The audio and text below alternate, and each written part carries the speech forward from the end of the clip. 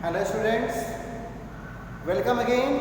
आपको last lecture में आपको पढ़ाया गया था, आपको याद होगा कि लास्ट लेक्चर में हम लोगों ने सिंपल जो क्यूबिक सेल होता है और जो फेस सेंटर्ड क्यूबिक सेल होता है, दोनों का हम लोगों ने number of particles per unit cell, number of lattice sites और जो पार्टिकल का रेडियस होता है और जो क्यूब का साइज होता है, जो लेंथ होता है, उनके बीच में रिलेशन पढ़े थे। आज मेरे पास बीसीसी है, आज मेरे पास बॉडी सेंटर्ड क्यूबिक है। बीसीसी में हम लोग आज क्या पढ़ेंगे? आज हम लोग पढ़ेंगे नंबर ऑफ लैटिस साइड्स और हम साथ में ये भी पढ़ेंगे कि उनका ए और आर के बीच में क्या रिलेशन होता है। ठीक है, तो लैटिस साइड और नंबर ए और आर के बीच में रिलेशन पढ़ने वाले हैं आज हम लोग। ठीक है, तो मैं आपको दिखाता हूँ, आप देख पा रहे होंगे स्क्रीन पर कि ये एक बॉडी सेंटर्ड क्यूबिक सेल है। बॉडी सेंटर्ड क्यूबिक सेल और बॉडी सेंटर्ड क्यूबिक सेल में मैंने आपको दिखाया है ये और ये सर्किल कॉर्नर के सर्किल है, कॉर्नर का पार्टिकल है और ये पार्टिकल बॉडी का पार्टिकल है। ठीक है, और उसके लिए आपको दो डायगोनल समझ में आना चाहिए, दो डायगोनल समझ में आना चाहिए। पहला डायगोनल कौन सा? पहला डायगोनल फेस का डायगोनल होता है। आपको पता है कि हर एक फेस के पास एक डायगोनल होता है। किसी भी क्यूब में हर एक फेस के पास एक डायगोनल होता है। आपको पता है इसका जो लेंथ है वो ए है, इसका भी जो लेंथ है वो ए है। ठीक है, और ये ए √2 है। डायगोनल का जो लेंथ होगा वो a √2 है। ठीक है, डायगोनल का जो लेंथ होगा वो a √2 हो जाएगा। इसका मतलब ये हुआ कि यहाँ पर जो मैंने ये लेंथ दिखाया है, ये आप देख पा रहे हैं, ये यहाँ पर फेस का डायगोनल है जिसका लेंथ a √2 होगा। फेस का डायगोनल होगी a √2। ठीक, a √2 हो जाएगा। ठीक, अब देखिए ध्यान से, जैसे मान लीजिए ये, इसको देखिए, ये एक क्यूब है। ठीक, ये क्यूब है, ये आपको पहला एक फेस दिख रहा है और ये जो फेस है, ये वाला जो फेस है, ये कहलाएगा आपका फेस डायगोनल, जिसकी वैल्यू होगी a √2। जब कंस्टिट्यूएंट पार्टिकल बॉडी सेंटर्ड बनाते हैं तो एक पार्टिकल बॉडी में होता है और वो पार्टिकल बॉडी के डायगोनल को ऑक्यूपाई करता है। मतलब जो पार्टिकल कॉर्नर पे होगा, जिस रूम में जिसमें आप बैठे हैं इस समय, उसमें कॉर्नर को, ठीक है, जो छत का कॉर्नर है, छत के कॉर्नर को सरफेस के डायगोनल वाले कॉर्नर से मिलाइए, डायगोनल वाले कॉर्नर से मिलाइए। इस कॉर्नर पर, दोनों कॉर्नर पर एक पार्टिकल और एक पार्टिकल बॉडी को ऑक्यूपाई करेगा। इसका मतलब ये हुआ कि जो तीन पार्टिकल हैं वो बॉडी डायगोनल को ऑक्यूपाई करेंगे। बॉडी डायगोनल, दो तरह का डायगोनल होता है फेस का, 6 फेस होते हैं, सबके अपने अपने डायगोनल, और उसी तरीके से बॉडी के डायगोनल होते हैं जो छत के कॉर्नर से सरफेस के कॉर्नर तक, ठीक है, अपोजिट कॉर्नर तक जाते हैं, छत का कॉर्नर से सरफेस के कॉर्नर तक। ठीक, तो बॉडी सेंटर हमें ये बस देखना है कि बॉडी डायगोनल की वैल्यू क्या आएगी। आपको मैं बता दूं कि फेस डायगोनल बॉडी का एक लेंथ a, मतलब कि एक एज, और बॉडी डायगोनल आपस में बनाते हैं ट्रायगोनल। ठीक है, ये जो है, ये जो ट्रायगोनल है ये 90 डिग्री पर ही होगा। ठीक है, और ऐसे में फेस डायगोनल एक आर्म बनेगा, दूसरा आर्म होगा बॉडी का लेंथ, बॉडी का एज, और जो हाइपोटेन्यूज होगा वो बॉडी का डायगोनल होगा। तो ऐसे में आप इन दोनों का स्क्वायर करके बॉडी के डायगोनल को निकाल सकते हैं। आप देख पा रहे होंगे बॉडी का डायगोनल जो है वो 4r ट्रेवल करेगा। 4r, एक r यहाँ है, यहाँ पर 2r है और एक r यहाँ है, ये 4r है। ठीक है, मतलब 4 रेडियस, और ये किसके बराबर हो गए? a एक बॉडी के डायगोनल। तो बॉडी का डायगोनल क्या होगा?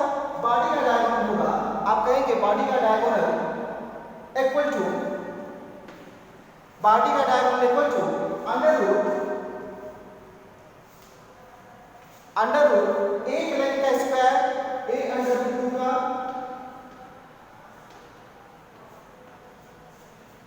ए अंडर रूट 2 का स्क्वायर प्लस ए का स्क्वायर प्लस ए का स्क्वायर। ठीक, अब इससे क्या होगा? आप इन दोनों को सॉल्व करेंगे तो बॉडी का डायगोनल आपको मिल जाएगा। ठीक है, अगर आप सॉल्व करेंगे ए अंडर रूट 2 का होल स्क्वायर तो ये वैल्यू क्या आ जाएगी? ये वैल्यू हो जाएगी रूट में, ये वैल्यू हो जाएगी रूट में ए स्क्वायर और अंडर रूट 2 का स्क्वायर 2 होता है तो हो जाएगा 2a square, 2a square plus a square पहले से है तो ये वैल्यू हो जाएगी a अंडर रूट 3। मतलब ये हुआ कि बॉडी डायगोनल की वैल्यू हो जाएगी a under root 3, body diagonal की वैल्यू हो जाएगी a अंडर रूट 3। ठीक है, ये a अंडर रूट 3 हाइपोटेन्यूज मतलब कि 4r के बराबर चलेगा। Body diagonal a under root 3 equal to हो जाएगा 4r। और इस तरीके से आप a और r के बीच में रिलेशन निकाल सकते हैं कि आप कहेंगे कि 4/√3 r, ये रिलेशन हो गया a और r के बीच में रिलेशन हो गया किस कंडीशन में? BCC में। एक बार इसको स्क्रीन को पूरा क्लियरली देखिए, मैं एक बार और एक्सप्लेन करूंगा। देखिए इसको,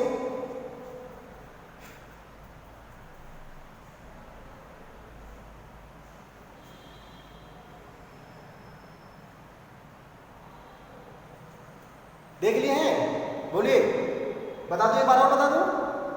फेस डायगोनल की value a under root 2, body diagonal की वैल्यू होगी 4 रेडियस, क्योंकि 2 कॉर्नर के पार्टिकल और एक बॉडी का पार्टिकल पूरा का पूरा डायमीटर ट्रेवल करेगा 4 रेडियस, तो बॉडी डायगोनल इक्वल टू हो जाएगा 4r। दूसरी बात, बॉडी डायगोनल को सॉल्व करने के लिए आप देखेंगे कि बॉडी डायगोनल किस 2 आर्म के साथ, किस 2 भुजाओं के साथ राइट एंगल ट्राइंगल बनाता है। तो राइट एंगल ट्राइंगल के लिए आप देखेंगे कि यहाँ पे जो फेस का डायगोनल है, जैसे आप जिस सरफेस पर इस समय हैं उस फेस का डायगोनल, उस पे ये खड़ी जो दीवार है, ये दीवार इस पूरे सरफेस पर 90 डिग्री में है। तो ऐसे में ये वाल या इसका एक आर्म सरफेस के साथ 90 डिग्री में है और यही 90 डिग्री हाइपोटेन्यूज क्रिएट करता है।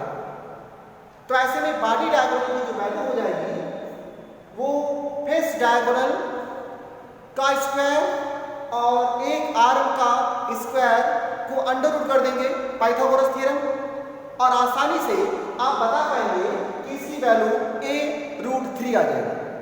यहां से मैंने सॉल्व करके दिखाया, आप देख पाएंगे इसको, under root a under root 2 का square plus a square solve करेंगे तो हो जाएगा under root 2a square plus a square और ओवरऑल वैल्यू आएगी a under root 3। a under root 3 की वैल्यू हो जाएगी 4r और आसानी से आप बता पाएंगे a इक्वल टू 4/√3r। तो BCC के लिए a और r के बीच का ये रिलेशन हो गया। BCC में हमको 2-3 बातें समझनी चाहिए। पहला, a और r के बीच में रिलेशन क्या होता है। दूसरा कि टोटल नंबर ऑफ पार्टिकल कितने होते हैं BCC में, मैं समझाया हूं, एक बार और बताऊंगा। देखिए, BCC का मतलब सारे पार्टिकल का ऑक्यूपाई करेंगे 8 कॉर्नर्स। ठीक है, जो Z की वैल्यू होगी, Z का मतलब होता है नंबर ऑफ पार्टिकल्स या number of constituent particles per unit cell. Z की वैल्यू क्या होगी? 8 कॉर्नर्स और हर कॉर्नर का रेशियो 1/8 होता है। आपको लास्ट वीडियो लेक्चर में समझाया गया, ये बात नहीं समझाया, एक बार और देखिए उसको, लास्ट वीडियो लेक्चर। इसकी वैल्यू हो जाएगी 1 और एक पार्टिकल बॉडी को ऑक्यूपाई करता है, तो इस तरीके से इसकी वैल्यू हो जाएगी 2। तो BCC के लिए Z की वैल्यू 2 होती है, मतलब कि 2 number of particles, 2 constituent particles per unit cell होता है। ठीक, दूसरी बात कि बीसीसी में total lattice site, number of lattice site जो होते हैं, जो नंबर ऑफ लैटिस साइड होते हैं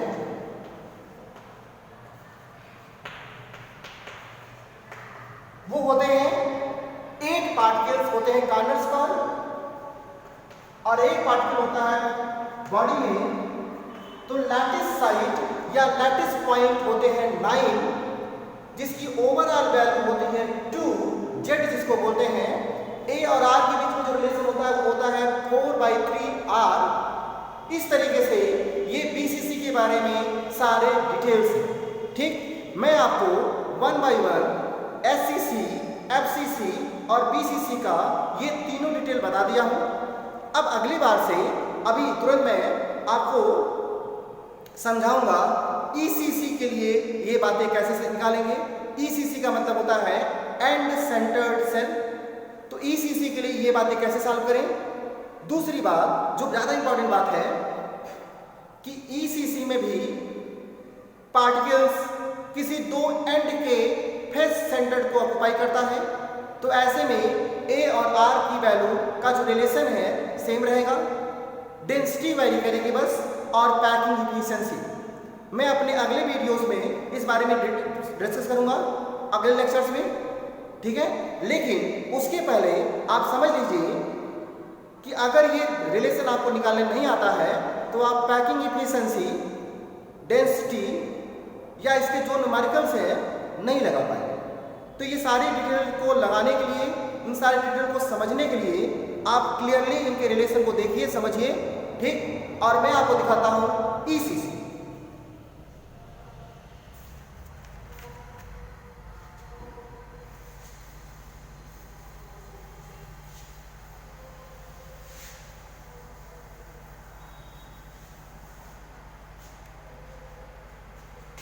ईसीसी का मतलब होता है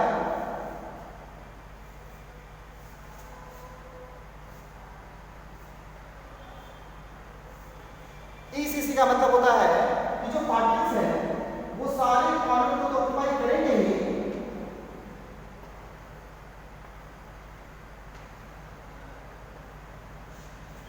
साथ में किसी 2 अपोजिट फेस के सेंटर को भी ऑक्युपाई करेंगे, जैसे ये और ये। तो ईसीसी में 2 एंड में, मतलब अपोजिट एंड में पार्टिकल्स फेस सेंटर को भी ऑक्युपाई करेंगे, साथ में कॉर्नर को ऑक्युपाई करेंगे। तो जो वैल्यू हो जाएगी, जो वैल्यू होगी, मतलब जो जेड की वैल्यू आएगी, जेड की वैल्यू आएगी 8 कॉर्नर्स इनटू उनका रेशियो 1/8। जब पार्टिकल फेस को ऑक्युपाई करता है तो उसका रेशियो होता है 1/2, 1/2। और total number of particle at face centre कितने हैं? 2 हैं। इसकी ओवरऑल वैल्यू आएगी 2। मतलब ईसीसी के लिए भी जेड की वैल्यू बीसीसी की तरह 2 ही होती है। बस अंतर यह है कि बीसीसी का लैटिस साइड अलग है। Lattice site, number of lattice side,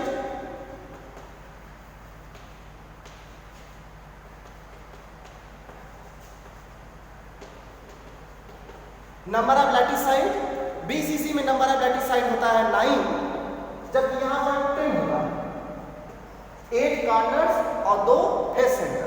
तो लैटिस साइड डिफरेंट है बट जेड की वैल्यू वही रहेगी। एक तीसरी बात, ए और आर के बीच का जो रिलेशन है, ए और आर के बीच का जो रिलेशन है वो रिलेशन फेस सेंटर की तरह ही निकालेंगे आप, क्योंकि पार्टिकल फेस को ही ऑक्युपाई करता है। ऐसे में जो पार्टिकल है वो कॉर्नर, फेस और कॉर्नर, पार्टिकल जो है एक कॉर्नर, दूसरा कॉर्नर और एक फेस सेंटर को ही ऑक्युपाई करेगा।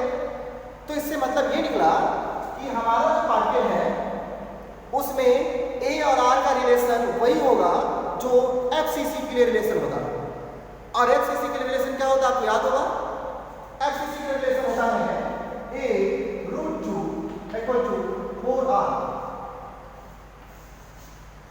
एफसीसी के लिए रिलेशन होता है A√2, इसकी ये होता है फेस डायगोनल की वैल्यू 4R, ये जो वैल्यू है पार्टिकल का रेडियस का ट्रेवल है, 4 रेडियस ट्रेवल करता है डायगोनल, फेस डायगोनल। इस तरीके से a√2 = 4r वही वैल्यू रहेगी, लेकिन फिर भी डेंसिटी वैरी करेगा क्योंकि नंबर ऑफ पार्टिकल्स अलग है, पैकिंग इफिशिएंसी भी वैरी करेगा। तो मैं क्या करूंगा, आपको नेक्स्ट लेक्चर से SCC, FCC, BCC और ECC का पैकिंग इफिशिएंसी और डेंसिटी निकालना सीखूंगा। चारों यूनिट सेल के पैकिंग इफिशिएंसी और डेंसिटी हम लोग डिस्कस करेंगे नेक्स्ट लेक्चर में, ठीक है। आज का जो लेक्चर होगा, आज का लेक्चर हम लोग यहीं खत्म करेंगे। आप सारी जो चीजें हैं चारों को, पहला, पिछला और ये लेक्चर, दोनों लेक्चर मिला करके समझने की कोशिश करिए कि चारों जो यूनिट सेल हैं उसमें हम लोग A और R का relation, number of lattice site और Z की वैल्यू कैसे निकालें, इतना हम लोगों ने सीख लिया, ठीक है। तो अगले लेक्चर में हम लोग इसके बारे में सीखेंगे और डिटेल बात स्टडी करेंगे। Okay, thank you.